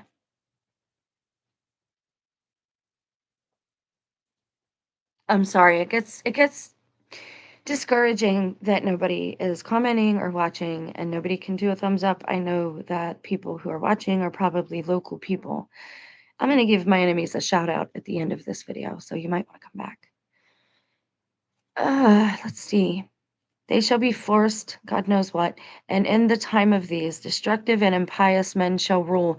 I'm going to give a piece of my testimony at the end of this, again, to prove Moses's prophecy, to prove that he was a man of God and knew what he was saying. I'm so sick of people. Just because Satan did trick us, and I do believe he says he's God, doesn't mean he's actually God. And the prophets knew about the sacrifices and what was wrong there. But it's not just about the animals, is it? Because they were sacrificing their children too. They were more open about it back then than we are today. But we have to remember the children. They're the tiniest little saints and martyrs. We can't forget them. Okay, and in these times, destructive and impious men shall rule, saying that they are just, and these shall stir up the poison of their minds, being treacherous men, self pleasers, dissemblers in all their own affairs, and lovers of banquets of every hour of the day. That reminds me of the Olympics and Dionysus. Banquets at every hour of the day. Gee, guys, that kind of sounds like breakfast, lunch, and dinner. Doesn't it? Kind of. Filled with lawlessness and iniquity from sunrise to sunset. Lawlessness and iniquity. Saying, we shall have feastings and luxury, eating and drinking, and we shall esteem ourselves as princes. And though their hands and their minds touch unclean things, yet their mouth shall speak great things. And they shall say furthermore, do not touch me, lest you should pollute me in the place where I stand. That right there is an exhortation to the wealthy elitists. These are the people I talk about going onto the red carpet, but to get there, they are stepping over the people on the sidewalk. I don't think I need to explain that at all. That part 7 is pretty self-explanatory. And if you don't get it and you want to be saved, you need to examine your heart, man. Compassion is at an all-time low. And there shall come upon them a second visitation and wrath. That be Christ. Such is not befallen them from the beginning until that time in which he will stir up against them the King of kings of the earth, and the one that rules with great power, who shall crucify those who confess to their circumcision. I don't understand all this yet, so bear with me. And those who conceal it, he shall torture and deliver them up to be bound and led into prison, and their wives shall be given to the gods among the Gentiles. Holy shiznizzle, he's talking about the fallen angels. Gods among the Gentiles. And that's funny. He capitalized Gentiles as their group, but he made sure to use little g there for gods. That's great. I love it. And their wives shall be given to the gods among the Gentiles.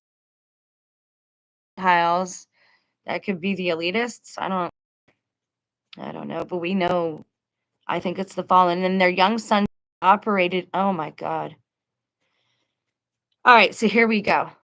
Wives shall be given to the gods among the Gentiles, and their young sons shall be operated on by the physicians in order to bring forward their, I'm not going to read it, and others among them shall be punished by tortures and fire and sword, and they shall be forced to bear in public their idols, polluted as they are like those who keep. All right, so there's your prophecy about the Rainbow Club and what's going to happen there, because that's what they're taught. Wow, I can't believe this. Wow. That's what he's talking about. Above, he might be talking about Jewish people who are actually have that operation done, a circumcision. But I don't know, man. This reminds me a lot of the trans children being operated on by physicians in order to bring, but then and others amongst them shall be punished by tortures and fire and sword, and they shall be forced to bear in public their idols. They shall likewise be forced by those who torture them to enter their innermost sanctuary, and they shall be forced by goads to blaspheme with insolence the word. Finally, after these things, the laws and what they had above their altar. I'm not going to dwell on that. Again, if you don't know what these two paragraphs mean, you are seriously lost. This is talking about the Rainbow Club in part. It's also talking about violating the violation of the body of another. I've had that done to me, and I may make mention of it here just briefly because it relates to this, guys, and my testimony proves all these prophecies. I am the proof. I am the evidence of the times that we are in, and nobody, and I don't care. Like I don't want to be seen. There's a reason I don't show my face anymore. I don't want to be popular. I don't need things like that. I don't want stuff like that anymore. But all the same, I have a message to bring. And I hope you hear the message. And I hope you seek out the one who gave it to me. Then in that day there shall be a man of the tribe of Levi, whose name shall be Taxo. What? Okay, now this is strange to me because I don't know. The tribe of Levi. Now, is Levi one of the hidden tribes? I don't think so. Who having 7 sons shall speak to them, exhorting them, observe my sons, behold, a second ruthless and unclean visitation has come upon the people, and a punishment merciless and far exceeding the first. For what nation or what region or what people of those who are impious towards the Lord, who have done many abominations, have suffered as great calamities as have befallen us. Now therefore, my sons, hear me, for observe and know that neither did the fathers nor their fathers tempt God, so as to transgress his commands. And you know that this is our strength, and thus we will do. Let us fast for the space of 3 days, and on the fourth let us go into a cave which is in the field, and let us die rather than transgress the commands of the Lord of Lords, the God of our fathers. For if we do this and die, our blood shall be avenged before the Lord. So rather than sin anymore or see any more sin, because I guess he's saying the tribe of Levi doesn't sin. But we're told that if you say that, then there is no truth in you. But again, we're in the end times. People's diets are naturally, this is where you can say it's an agenda all you want, but you're listening to the wrong people. The people who are popular because Satan wants them there. That's where he wants them. Every now and again, God will use someone. Yes, God can use anybody, but the screen belongs to him. It is the image of the beast. What do you see when you look at a screen? An image. It's part of the beast system. God, I don't know how to get these things through to people. I am not going to sit on you. I'm trying to move my legs because my knees hurt. Come here. I could use a hug. So he would rather him and his sons be ended than to continue on and to see these abominations. And then his kingdom shall appear throughout all his creation.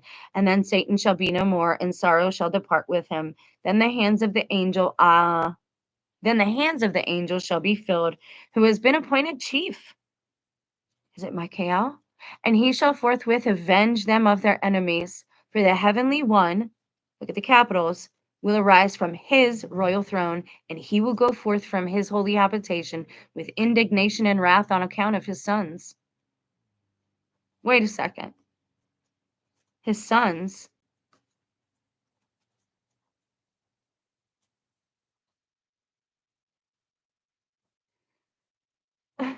Hold, please. Let me read that again in my head. And he shall.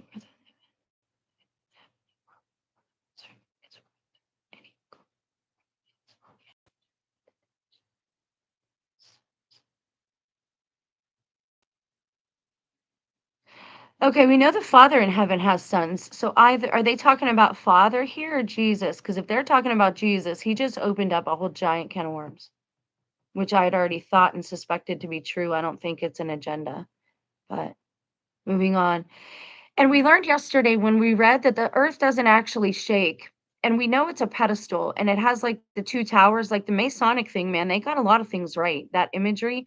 It's just the people who represent them now give them a really bad look because they're all very ignorant. They're very rude. They have no manners. If they put manners so highly up there, they're all just nasty. And I don't care if I'm a woman and I got a couple years older, but I'm not quite archaic either. You should still speak to women in a different way in public. Like it's just inappropriate the things that are going on now and being allowed to go on. But no, nobody care. Like I don't know what to do. Ugh.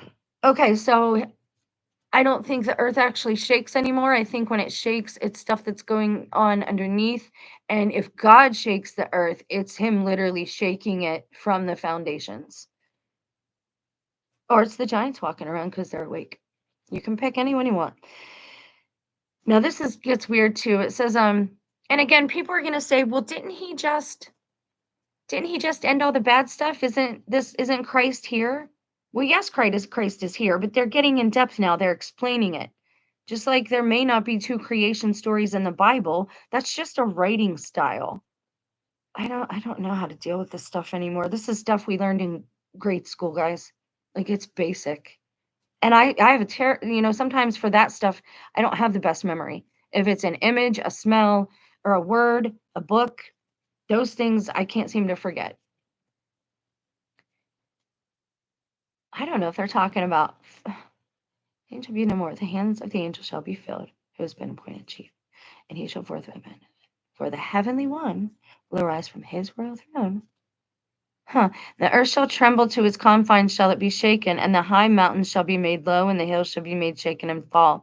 And the horns of the sun shall be broken, and he shall be turned into darkness, and the moon shall not give her light, and be turned wholly into blood, and the circle of the stars shall be disturbed, and the sea shall retire into the abyss. What does that mean, guys? It means again, the sea is in the abyss is in the sea, but the abyss is bigger than the sea. It makes me think of that BP oil spill where they showed that thing every day. And again, that's a psyop. That's a stress. They want you to be stressed. The sea shall retire into the abyss. So the sea actually gets sucked up into a hole in the ground.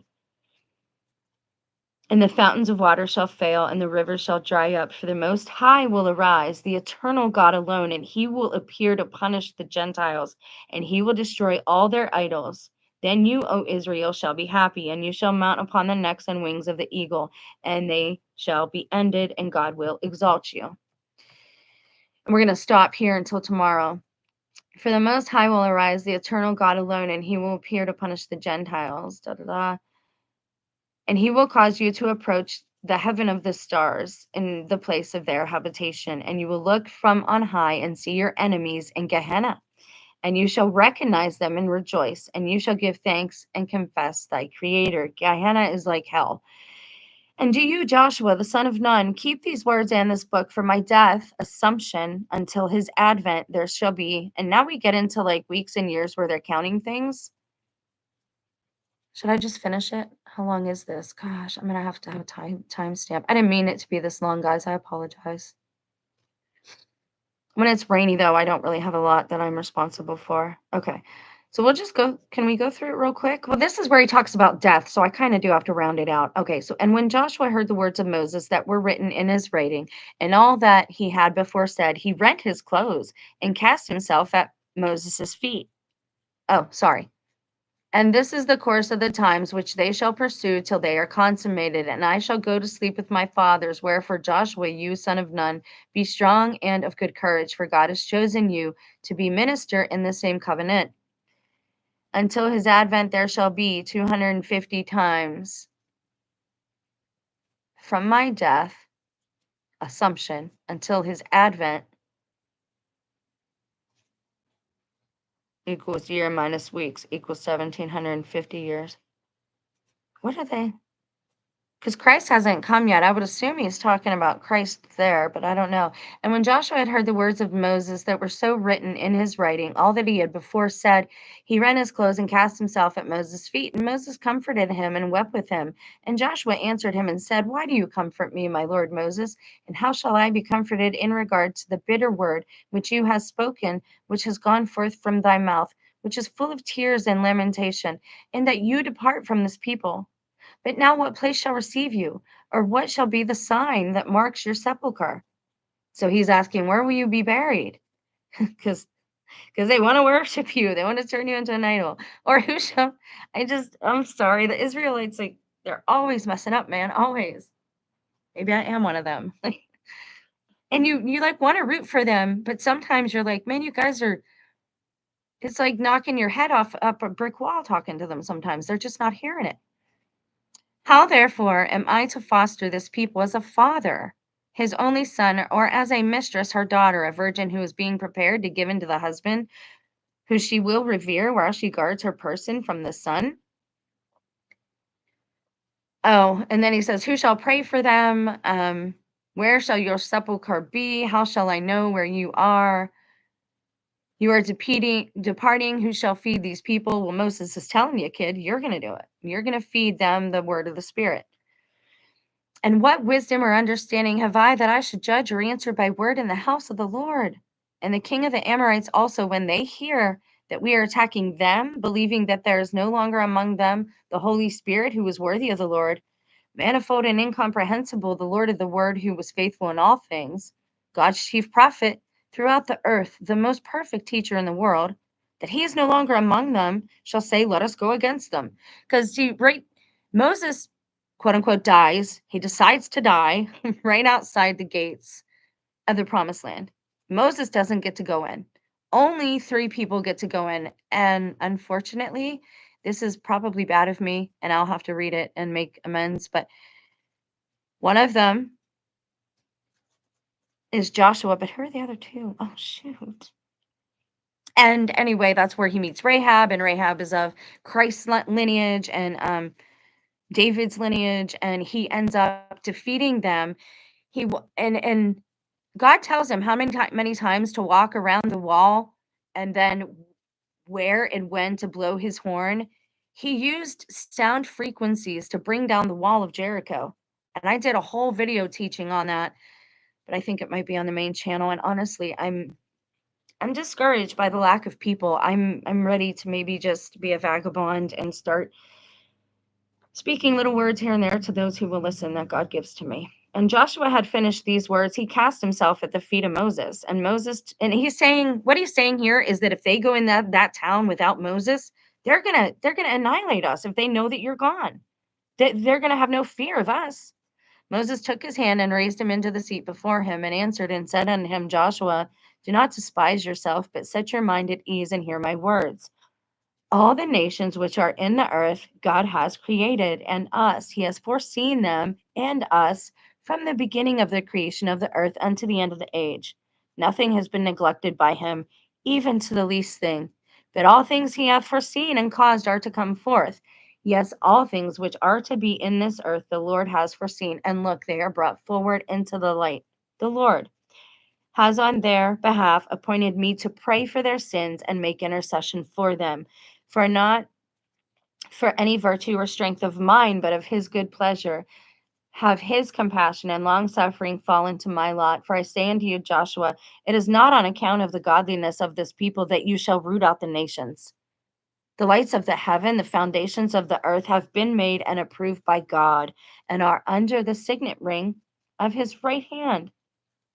Those, therefore, who do and fulfill the commandments of God shall increase and be prospered.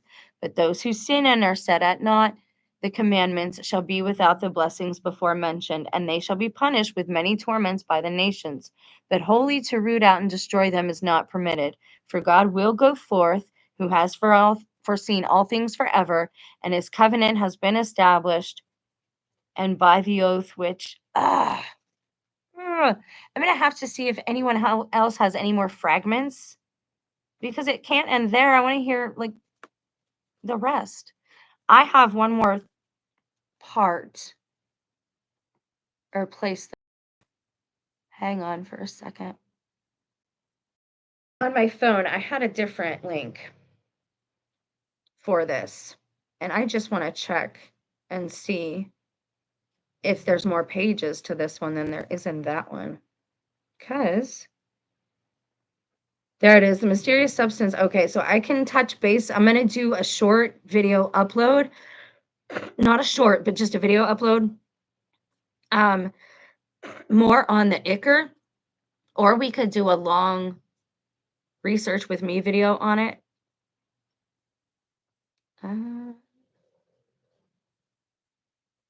Shoot, where is it? Hold, please. I'm almost there. I'm just checking to see if one of these has more pages. Fiddle dee dee. Testament of Moses. Okay, this was on a different link. Let me go back. I just want to see what website this is. That way I can let you know.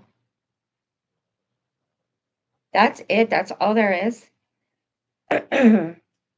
Well, this is from the Northwest Nazarene University in Nampa, Idaho. Text may be freely used as long as you don't. Okay, so I did show that part of it. The Assumption of Moses, also known as the Testament of Moses. If you guys want to help out or you're curious about this, look for more on this because I even ordered the Gospels of Moses and they still didn't send me 2 of them. So I'm missing parts of bits of this that I feel like I really need. And I want us to have as much of an understanding as possible about where we are in the timeline. But the thing is it doesn't matter as long as you are walking this out and doing all things with love and caring for people. You're doing what you're supposed to be doing. But the second that you're doing everything in your life is revolved around the dollar, your God is mammon. Your God is the dollar. And that's a lot of people today are in that. And I don't know what happened. I don't know how it happened, how we got a bunch of people with the same mindset running around everywhere. And I'm not a liberal. I'm not a conservative. I'm not a Republican. I'm not a Democrat. I don't believe in voting for myself. You can do what you please. I am not going to vote for some man that I don't know nothing about, who apparently they all have problems keeping their hands to themselves and force themselves on people who are more vulnerable than them, women and children. That is my problem too with this, or that is my testimony. That is my confirmation. Is some of the things spoken about in here have happened to me. Where were you when I was asking for help? Women need to be there more for other women. This idea of I don't want to get involved needs to go out the door. It's one, there's a balance. You don't walk into somebody else's house telling them how to live. But if you see somebody being seriously hurt, you should maybe try to intervene. And I don't mean with police. I mean with yourself. The reason we need ruled and governed over still is because we still need it. The second you start governing yourself in a trustworthy way, the less there is to be concerned about. It is a dangerous time, especially for women, children, and the infirm, and the houseless. I don't care what people are showing you on their channels. All you got to do is look at the comment section, and it's nothing but patting each other on the back. Oh, you helped this homeless person. That's great of you. Y'all, you're teaching them how to have manners again, as if they're subjects in a research study that they never agreed to.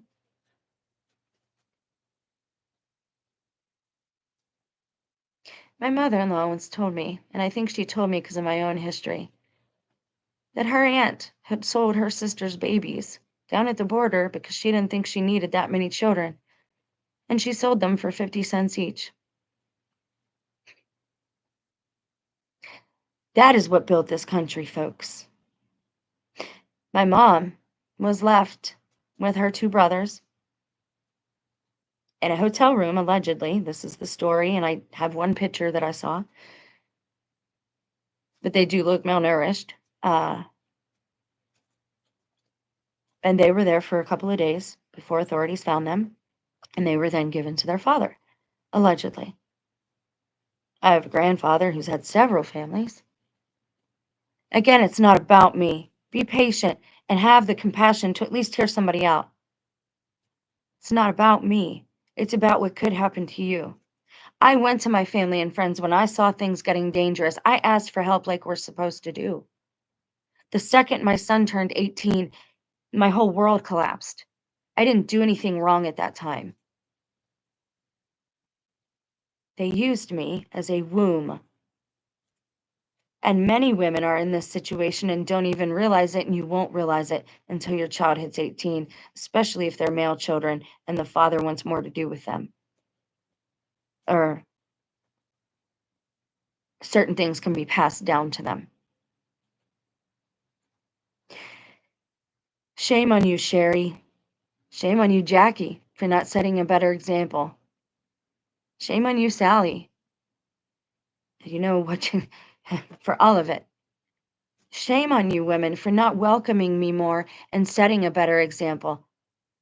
Shame on you, Mary, Nicole, and Samantha. I still think about you and pray for you every day. Shame on you, too. Shame on you, Janine and Dawn. My Aunt Dawn has a degree in psychology. And she declared to me, well, gee, Jen, people usually don't speak up about abuse until after 20 or 30 years. That should tell you something, Dawn, that my child is 18 and I'm speaking out. Because I had a 5-year plan to leave, and my husband found out about it, and he laid waste to my life. Or whatever he is. Says right here that they shall give the wives of the Gentiles to the Canaanite gods. Those are giants. Those are fallen angels. And now the giant thing is recessive, meaning it's a gene that they were able to isolate and shut down. They turned the giant gene off. So we got a bunch of them running around now who still are nothing but hungry all the time. Food, fornication, food. It's always the same things. Always. Their lives revolve around nothing but money, food, and, I went to the women in my family. Nobody would let me even have a night after I had been there for all of them. And I'm not going to sit here and list all the nice and things that I did for my family. I'm not going to pump myself up like that because it just loses the point. The point's not about any of that. Even without that, we should not be treating each other in the ways like this. Went to my sister for help. All I wanted was a weekend. Can I stay with you guys for a weekend? You stayed with us for months. I trusted you in a small apartment with my husband and my children. And my family wasn't right after that. Shame on you, Celeste. Shame on you, Christina and Christopher. I asked everyone. Shame on the police in this area for not hearing me. I told you I was going to be damaged. You didn't care. You already knew too. Shame. And you're going to say, well, that's a big deal. Yeah, I hope shame falls on all of you so that your hearts wake up. If I can take care of these children for years in this area, and I fed them, and I took them to pools, and I paid for it all, and I took their mothers to concerts and paid for that because that's the kind of friend I am.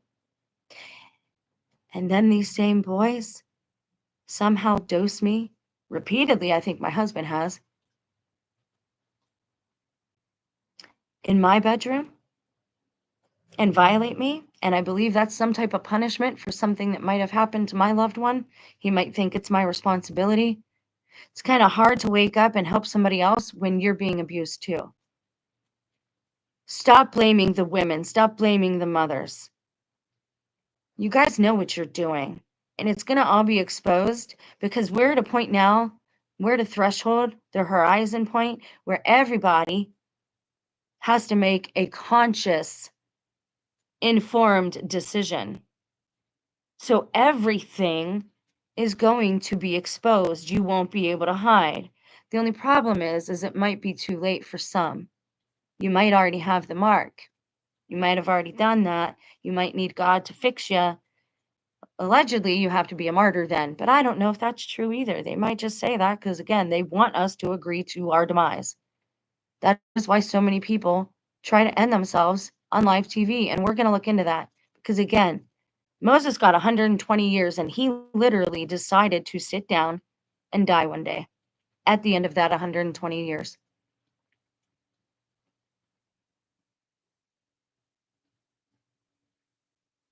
I don't think it means what we think it means. I don't think it's a permanent state of being. I do think every choice you make here matters, but at the same time, I believe it's a school and God is merciful and forgiving. Stop doing intentional harm to others. Don't you see that everything you do is coming back to you? Now that I don't fish, and this is going to be a weird correlation, but I told you how things parallel and echo out. Now that I don't fish, I haven't gotten any, I haven't woken up with any strange encounters, and I haven't had any injection sites on my body, especially on my neck. Well, where do you hook a fish or a bait and the fish and all that, right? I'm just saying, things are being judged now, not according to, doesn't, the scales are impersonal. They don't care who you are. All that matters in the end is if they weigh the same. The Egyptians weren't entirely wrong on everything. They just weren't good either. I'm going to run now. This has been plenty long. I'll do my best to put a timestamp in the description box. We're going to talk more about that Ichor. I think that's fascinating, especially if it goes along with what you call it, the black goo. You guys have a blessed day. I love you so much. And if you're up for it, I could use some prayer. Bye, guys.